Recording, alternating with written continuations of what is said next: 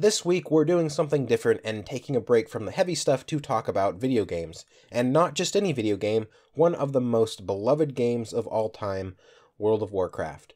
So Blizzard recently announced that they are finally releasing vanilla WoW servers, and millions of fans cried tears of joy.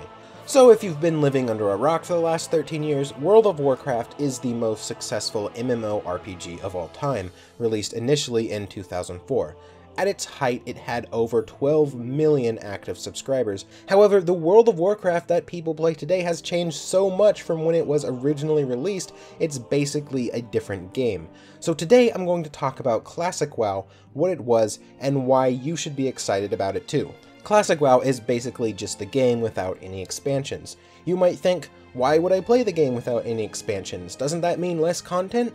No, because Blizzard, in its infinite wisdom, does not add content to their game. Instead, they replace content with less content. Basically, endgame dungeons and raids from previous expansions are rendered completely pointless as soon as a new expansion comes out.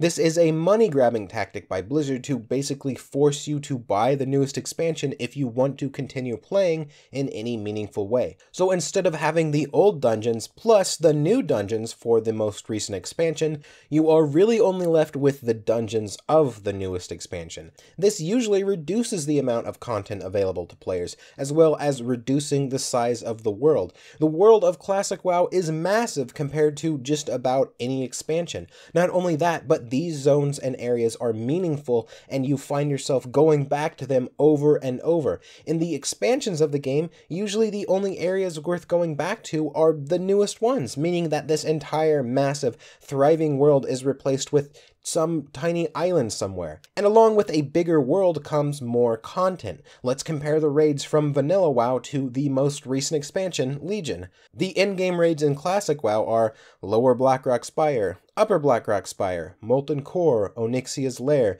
Zul'Gurub, Blackwing Lair, the Ruins of Ahn'Qiraj, the Temple of Ahn'Qiraj, Naxxramas, and several world bosses that require a raid to kill. Legion has 3 raids, and this isn't even taking into account the 5-man dungeons to complete while leveling up, which vanilla has 23 of, compared to Legion's 4.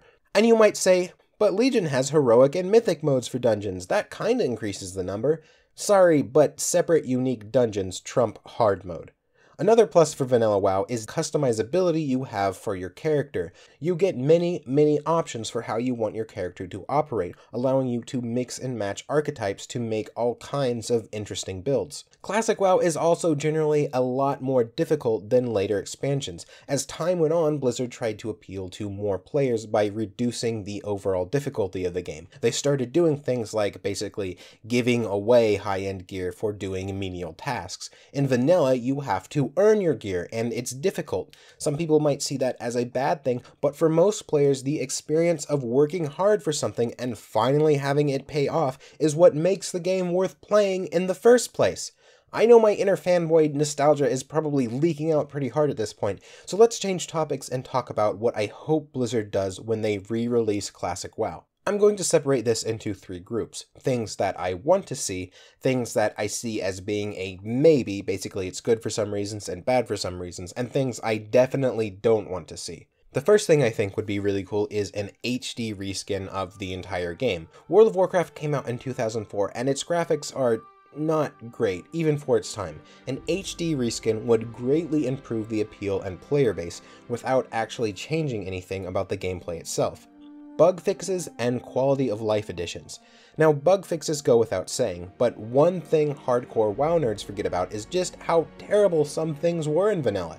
Things like flight paths not being linked, or not being able to sense multiple types of resources at the same time, or not being able to save multiple specs, which meant spending hundreds of gold every day because most classes couldn't PvP as a PvE spec and vice versa. What I'd like to see is some of the quality of life additions that were added in later expansions, small things that just make life a little less tedious.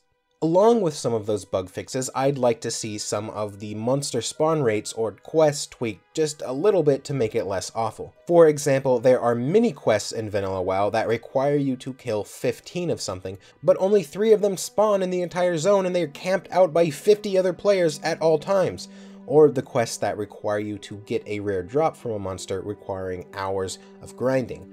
Once again, in a place camped out by every other player on the server. And yes, you could skip these quests as the rewards were not at all worth the time it took to do them, but then you're going to see this entry in your quest log like a blemish on your otherwise perfect record, like a wound that refuses to heal. And even if you abandon it, you're going to see that little exclamation point every time you enter town, taunting you, reminding you of your failure.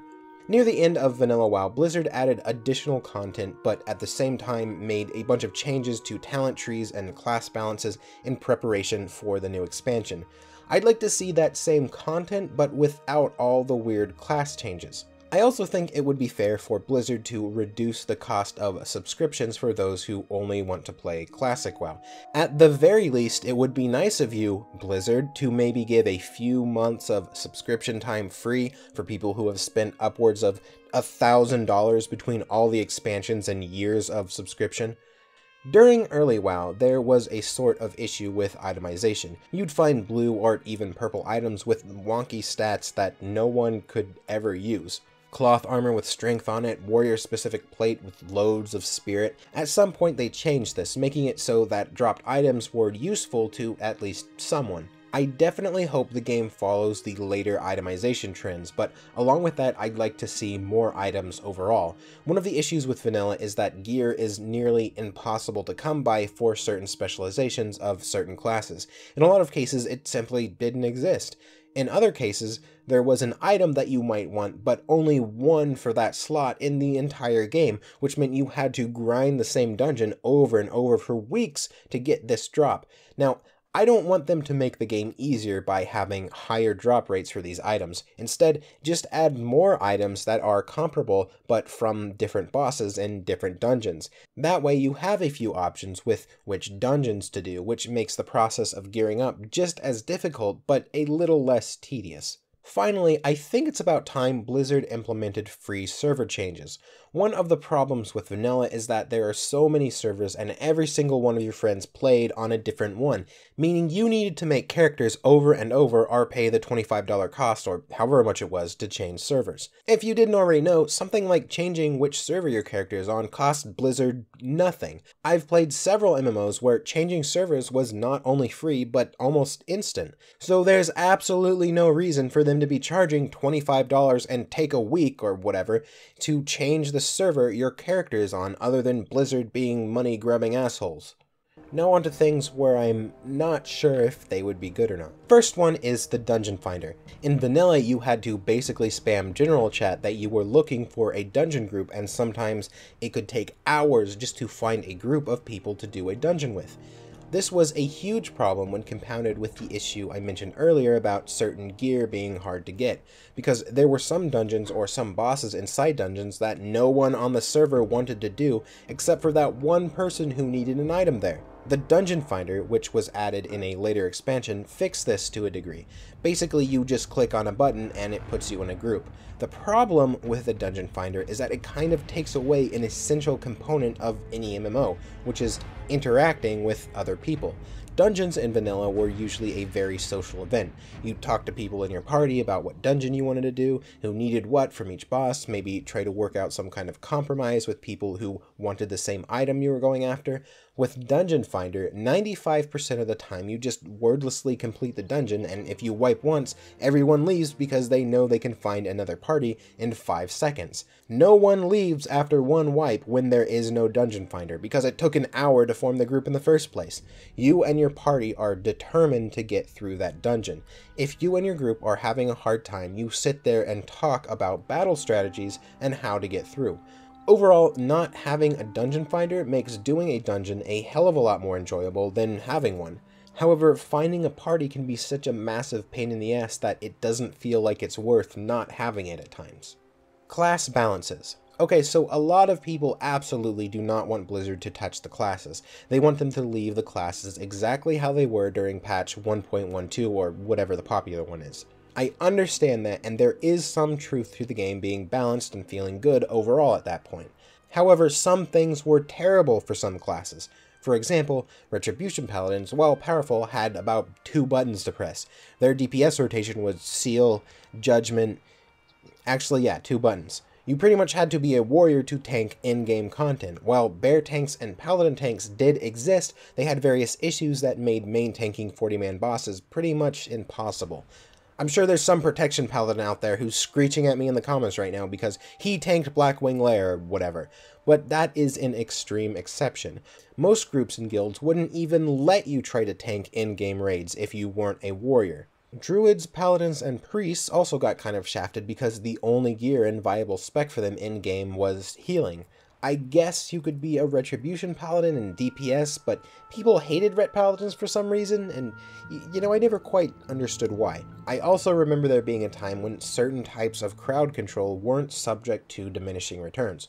Warlocks could fear you endlessly while doing damage to you. In fact, I remember Warlocks just being absolutely overpowered in PvP for most of vanilla to begin with. Leveling, as certain classes, was stupid. Warriors had to bandage or eat after every other battle, and this was easily fixed later by just adding the victory rush ability. Hunters had to go back to town every 20 minutes to buy more ammo on top of having less bag space because they needed a place to put all that ammo. This was fixed later by not having ammo. The problem is that if Blizzard attempts to make any sort of balance changes whatsoever, they're going to fuck it up horribly. Blizzard seems to not understand their own game sometimes and uses this method of finding a class that's a bit underpowered and then way overtuning it to the point where it's the only class worth playing for the next 3 months, until there's another patch that nerfs it and overtunes a different class. I also think that it would be really cool to see the old PvP rank system, but it does have some issues. I liked it when I was younger, but now it's way too time intensive for me at this point in my life.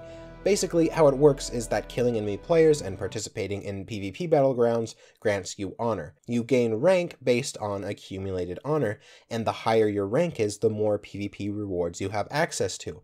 But after a certain point, you need to maintain your honor. If you don't gain a certain amount of honor per week, you'll lose your rank, and the higher rank you are, the more honor you need to get each week.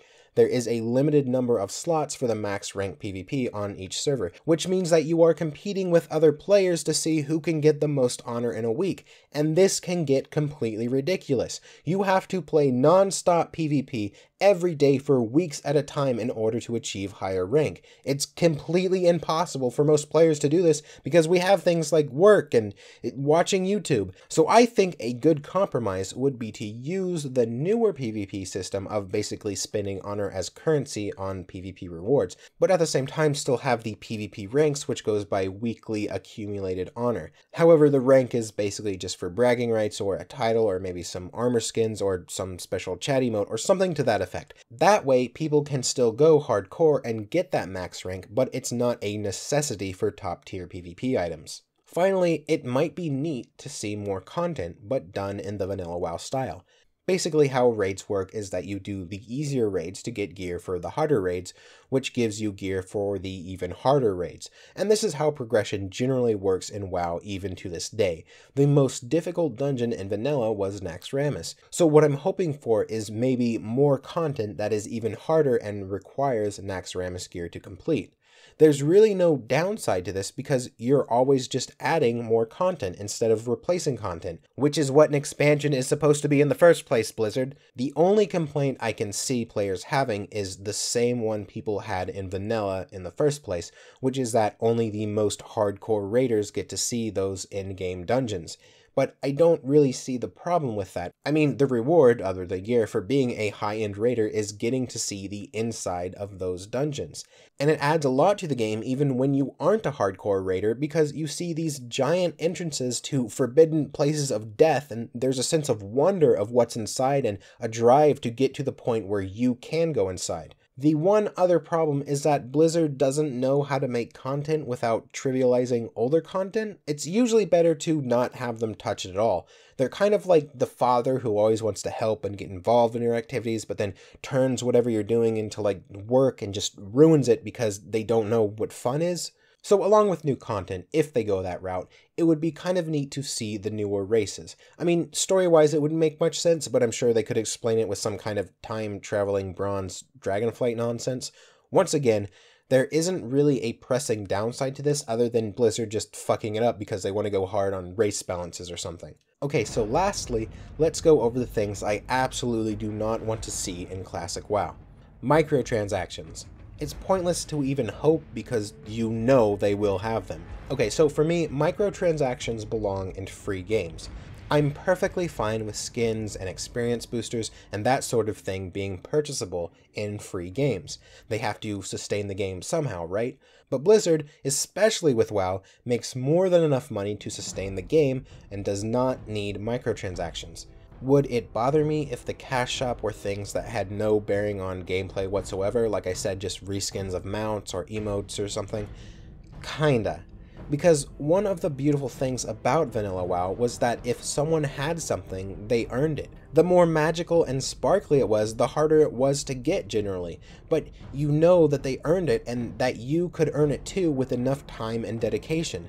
Having all the cool sparkly things purchasable in a cash shop makes it kind of pointless to have it in the first place, and also devalues the other sparkly things that other people worked hard to get. The only way I can forgive a cash shop is if the subscription cost to play is greatly reduced or just free in the first place, once again as a reward for people who already bought the damn game 7 times.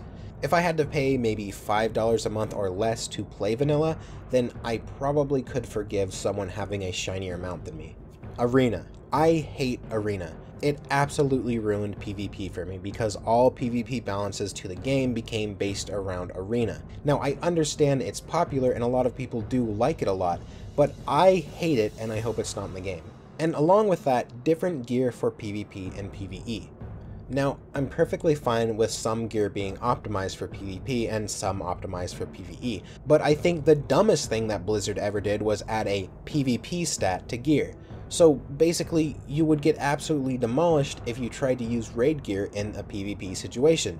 Vanilla WoW wasn't like that. You went straight into Battlegrounds with your PvE gear. It made raiding more meaningful because you could use that gear in PvP, and it made doing PvP more meaningful because you could use that gear in raids. And overall, it just gave you more options and things to do in the game. Like maybe you only do PvP, but there's some really good item from a dungeon somewhere, so you dip your toes into that aspect of the game, or vice versa. So yeah, there's not actually a whole lot that I absolutely don't want in the game, as long as they use the Vanilla WoW design philosophy to make changes or add things. I probably won't have an issue with it. But before I go, let's hear from some of my patrons. Dranslin says, "Let's not forget the bane of many players, drop rates. One of the most memorable moments I had back when I played WoW early was hunting the zebra for those hooves. Who knew so many of these creatures could live perfectly peaceful and fulfilling lives without any hooves?" That aside, one frustration that I have time and time again with large MMOs like World of Warcraft is the requirement to be on isolated servers and the inability to play freely across servers with different friends. The chances that a friend or acquaintance that played on my server seems to be pretty close to winning the lottery. If anyone managed to succeed on that role without any sort of prior planning, go buy yourself a ticket. Yes, that was always an issue for me too. Every group of friends I had growing up were on a different server, and there was this issue of not having enough time to play with everyone. On top of that, stretching thin like this makes it hard to even care about any of my characters, as they only exist to appease other people, instead of existing to further my own in-game desires. Kunix says, "While I am excited for legacy servers, I think people see Vanilla WoW through rose-colored glasses. While the scope of the world, the progression, and a lot of other things were absolutely fantastic, there were still a lot of underlying issues with the game that were inherently broken. Certain specs were so bad that you would lose your spot in a party or guild, bosses that were unkillable without a specific class. Anyone remember PvP mace rogues? What about healing power, spirit, or fire resist gear? Does anyone really miss this stuff? Maybe a lot of this can be chalked up to quality of life improvements, but I find it hard to agree with the sentiment of customizability in how you played if you were a ret paladin or fire mage with aspirations of doing molten core. And sure, the idea that if I work hard enough I can achieve it is more or less true. It doesn't change the fact that if you wanted to see the top tier content, you had to adhere to a very specific spec.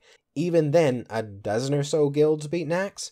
I totally agree the current WoW is way too easy, but vanilla wasn't perfect, and there is a fine line between challenging and frustrating. I'm honestly curious how the community would react to a 100% true rollback when they start hitting these oh yeah moments. I personally hope they do smooth out the rough edges so anyone can truly do all content with whatever you find most fun. Oh yeah, and vanilla armor looked like a clown fell into a box of crayons. Well, I can definitely agree that a lot of people don't remember the shitty things about vanilla, but I'd say even with those things, it's still more enjoyable than current WoW, or most MMOs for that matter. At a certain point in the game, a lot of these issues were fixed or changed to be less terrible, so I hope that Blizzard can discern which changes would improve the game and what should be left alone. As to how the community would react, well, I can tell you from playing on private servers that most people seem to enjoy the game quite a bit, even with its problems. Heck, most of these private servers are full of bugs and things being utterly broken, and people still play on them. And yes, vanilla WoW armor did have a certain aesthetic to it. I remember playing as a Fury Warrior, and the best in slot boots were bright pink. Ah, me and my pink boots. Tech Controller says, I can't think of a quote this week, try again later. And no, that wasn't him just saying not to include him in this video. He really wanted me to tell you all that he can't think of a quote.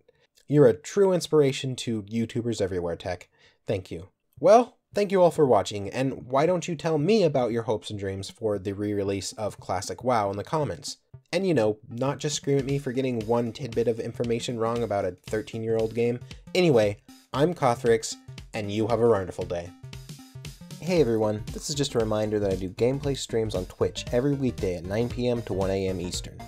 If you want to get a hold of me, the best way is through Twitter. DMs are always open. Finally, I want to thank everyone who supports me on Patreon and Twitch. You make all of this possible.